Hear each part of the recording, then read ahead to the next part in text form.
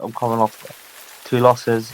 People just don't want to back a loser, really. So it's been like I've lost all my sponsors.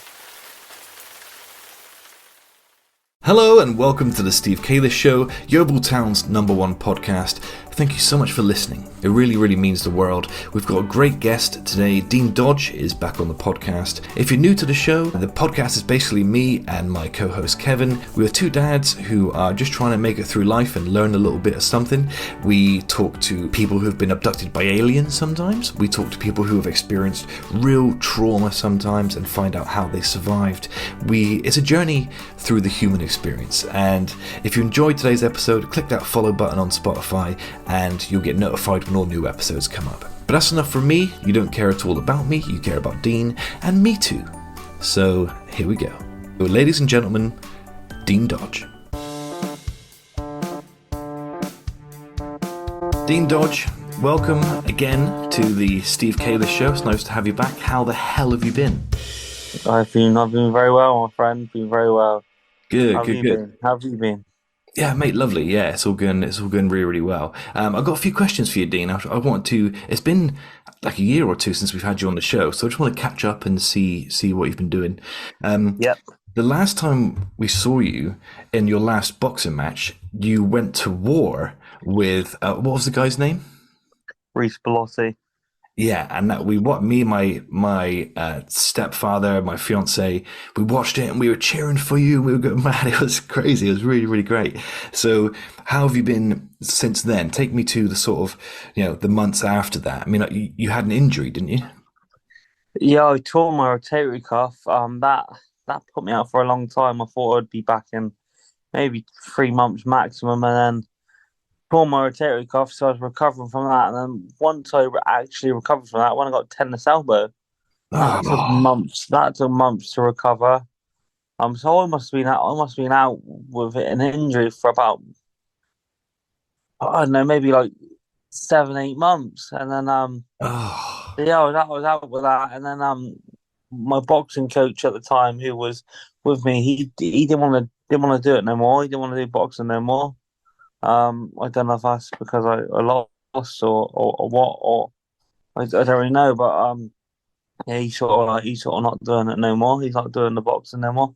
So yeah, it was like it's been a bit of a mad year for me. Yeah, that's what I like about you, though. So, why I constantly want to help you and help you promote what you're doing is because your story is a story of relentlessness. You keep going. The odds are against you, and you keep going. You know what I mean? And I find that really inspiring. I know a lot of other people do. So, it must have been. Was there any point in your mind over the last year where your coach has quit, you've had these 2 injuries, you're off the back of that last fight? Was there any part of you going, "Oh man, I don't know if I can keep doing this"? To be honest, yeah, I really did. You know what I mean? Like I'm not earning no money from this boxing game. Well, like, you know what I mean? I'm broke, like really broke.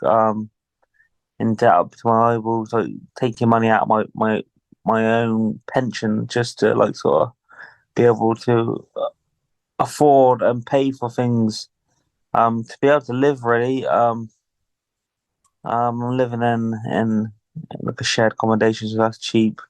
So yeah, it's just really, really crap, really. Yeah. So It's people don't see that side of it, do they? They think that, man, you get to sometimes be on TV and you get to challenge for mm, titles and stuff, but what they don't see is that actually it costs everything. It costs relationships sometimes. It costs so much money mhm. to do, and it's money that Yeah. it costs so much money to do, and it's money you can't earn with another job because you've constantly got to No. be training and prepping for the next fight. I mean, is that right? Yeah. Yeah, that is right. For me to even to train, I've got to travel to train. It's not like there's no gym like on my doorstep. There's no trainer on my doorstep. Like I'm always traveling like at least like 40 minutes.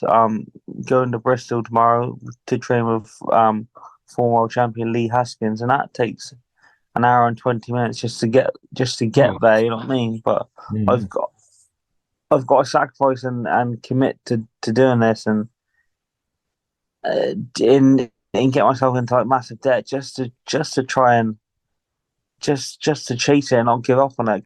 I've just got to be very, very stubborn and just just keep chasing it. So, Dean, I want to ask you, what can people do if there is a fighter in their hometown that they want to support, someone who has just started up boxing or is struggling to make it? What can communities do to help up and coming professional boxers? Sponsor him. You know what I mean? If he's just starting out, and he's only had like one or two fights. You know what I mean? Like help him with his medical fees and help him with sponsorship in that aspect. But if he's like a 10 fight veteran like me, he's had 10 fights, you know what I mean? Then you need the backing, you need to be supporting him and financially helping him because it's hard, you know what I mean? It's very hard. If you ain't Yeah. got the financial backing or if you ain't got companies supporting their own talent, then it's very difficult to make it. Yeah. Yeah, 100%. So communities should rally around their young boxers because it's not like, the lower leagues of football or something. There's nothing in it for amateur boxers or professionals who are just getting in it. So if you're watching or listening to this and you know of a guy who or a girl who is trying to be a professional boxer, then support him or her and share their social media and help them find Yeah. sponsorship, that sort of thing. Rally around as a community. 100%, yes. What can people do? People who are listening or watching this, what can they do to help? Because I know now you've set up a GoFundMe. Is that right? Is it so? How can people get involved and support you? Yeah, the GoFundMe page. To be honest, I was really reluctant of doing that because I've never thought about why would anyone want to just donate. I thought it was more of a thought it was a bit cringy and that. And then one of the coaches, well, not one of the coaches, one of the professional coaches wrote on my status. He said, "Do a GoFundMe page." And then when he mentioned it, I didn't really feel embarrassed to go ahead and do it. So I think that's what it was. The first thing was embarrassment. I felt like a bit like begging or begging or asking for help from people. You know what I mean? Because I've been asking for sponsors and sponsorship, and it's obviously with the current climate and like how things are in financial and that, but it's hard, and people don't want to back anyone who's not at the very top. You know what I mean? So because where I'm trying to make it, I haven't really reached the top. You know what I mean? I'm at that breakthrough stage, and I've had sponsors in the past, but like now I'm coming off two losses and coming off losses at a very high stage. People just don't want to commit and don't want to back a loser really. So it's been like I've lost all my sponsors. I've only got one sponsor at the minute. That's Penmo Scaffolding. Penmill If Scaffolding. you Penmill Scaffolding. yeah, Have always done that, haven't they? They've always supported you. They've been yeah, brilliant. they have.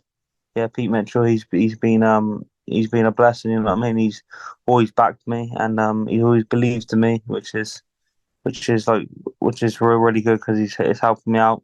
Shout Um, out to Pete Mitchell and Penmill Scaffolding, and that's wicked. That's really yeah, a lot of companies should be doing that, and I don't think you should feel embarrassed because maybe companies don't want to make the investment just yet or again, but individual people will want to. It's a different thing because they can be actually this guy.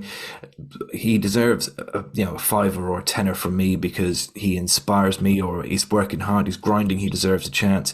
So we should have thought of this earlier, shouldn't we? This GoFundMe thing because it's tapping into people who want to support you, and you got a good mm, friendship network, and they've got friends and families, and you can reach a lot of people on social media. So it's a good way to go, and it's for a legitimate thing. It's not like me going, oh, listen, I want a few Jaeger bombs on the weekend. Yeah, I want a few yeah, Jaeger bombs and a roast dinner. So if anyone could give me a GoFundMe, it's not like that. It's people are supporting your career, and yeah, so yeah, so you've done the exact right thing there. So if people want to support you, then they can find your GoFundMe and they can just donate a couple quid because that goes towards like training costs and travel and all the because it is yeah. expensive to be a professional boxer, isn't it? Oh yeah, really. And you know what I mean? Just to be a professional boxer and pay for the license fee and medical fees, and that cost me 1,100 quid. It did. Um, Oh, and that's a lot of money I had to take out my obviously my pension, my savings. Um, it's a lot of money you got to take out. You know what I mean? yeah. And after that, and that only lasts for 1 year. You know what I mean? So like my last fight, I got injured, so I paid for my medical and everything, and I had my fight, but I got injured, so I haven't had a fight in nearly time this fight happened. I won't have had a fight. If I'd had would have had one fight in 1 year, Oh, wow. and you know what I mean. So I'm like, I'm negative. A lot of money, you know what I mean? A lot of money. Yeah. Well, with any luck, the people of Yeovil can help you sort of turn that around and contribute a little bit, because it's a great thing you're doing, and is really inspiring, and I find it motivating. So, Dean, is there anything else that you want people to know about you, about life as a boxer, before we sort of wrap it up? Um, Put me on the spot now. I'm just a hard working individual who just loves the sport of boxing and is chasing his dreams. So yeah, that's me. You know what I mean? Yeah. I don't really know what else to say on that aspect of that, but But that's all you need, and it shows that your love for it, and everyone's behind you. Listen, Dean, that's all it is. I just wanted to catch up with you, make sure you're okay, and I want to wish you okay. all the luck and love in the world for your next fight. We'll be watching and supporting. Top man. Hey, Thank you, mate. see you later, Bye bud. bye.